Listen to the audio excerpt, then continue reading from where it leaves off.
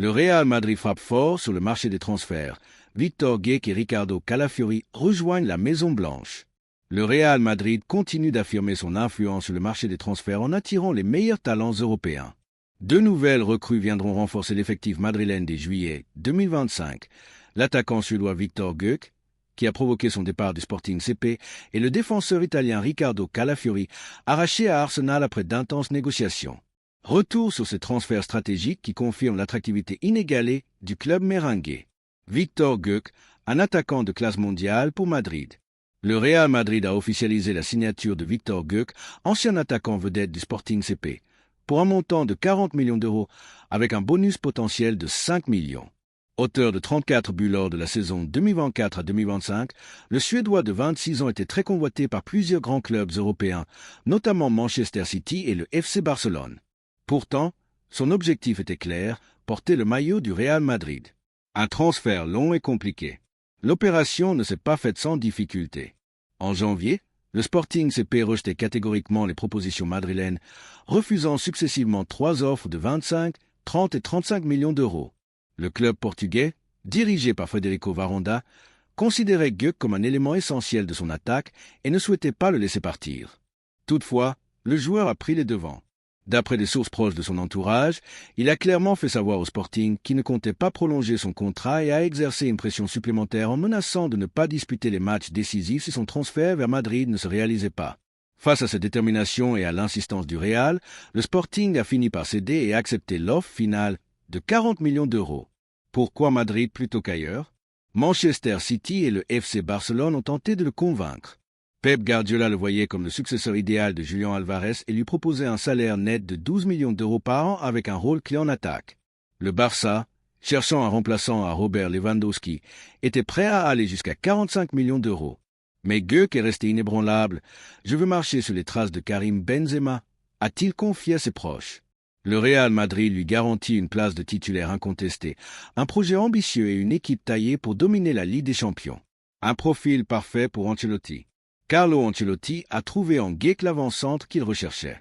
Avec son gabarit imposant, 1,87 m, sa puissance physique et son excellent jeu de tête, il permettra à Vinicius Junior et Rodrigo d'évoluer plus librement sur les ailes.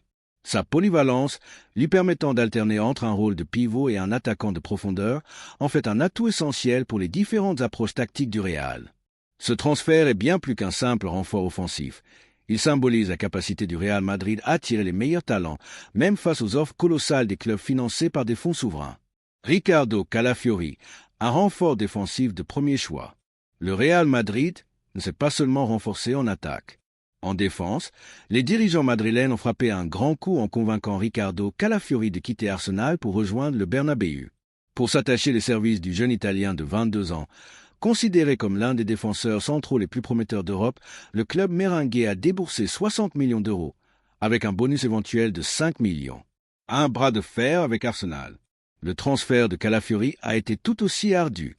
Arsenal, sous la houlette de Mikel Arteta, considérait le joueur comme intransférable. Ses statistiques en Premier League 2024 à 2025 parlaient d'elles-mêmes. 85% de duels remportés, 42 interceptions réussies, une régularité impressionnante en défense. Le Real Madrid a soumis 3 offres successives en janvier, 35, 45 et 50 millions d'euros, toutes refusées par Arsenal. Edu Gaspar, le directeur sportif des Gunners, avait même déclaré « Aucune somme ne nous fera vendre Calafiori ». Mais, une fois encore, c'est le joueur lui-même qui a fait basculer l'affaire. En juin, il a annoncé à Arsenal qu'il ne prolongerait pas son contrat jusqu'en 2027 et a menacé de boycotter la pré-saison si son transfert au Real Madrid n'était pas acté. Face à cette pression, Arsenal a finalement accepté l'offre finale de 60 millions d'euros. Pourquoi Madrid?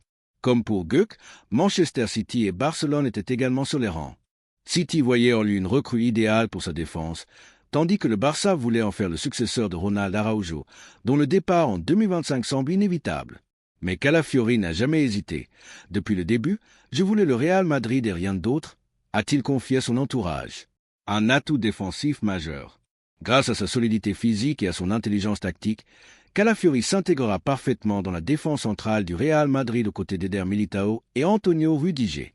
Sa qualité de relance et sa lecture du jeu font de lui un défenseur moderne capable de répondre aux exigences du football actuel. Le Real Madrid continue d'attirer les meilleurs talents. Avec les arrivées de Göke et Calafiori, le Real Madrid envoie un message fort à ses rivaux. Il ne suit pas le marché, il le domine. Malgré des offres financièrement plus attractives venues d'Angleterre et de Barcelone, ces joueurs ont choisi Madrid pour son prestige et son projet sportif. Le club continue ainsi à bâtir une équipe jeune et ambitieuse tout en restant compétitif au plus haut niveau. Avec ces deux recrues, le Real Madrid se prépare à un avenir doré et à écrire de nouvelles pages de sa légende. Carlo Ancelotti dispose désormais de l'avant-centre de référence qu'il recherchait et d'un défenseur central d'élite. Une chose est sûre, le futur du Real Madrid s'annonce plus brillant que jamais.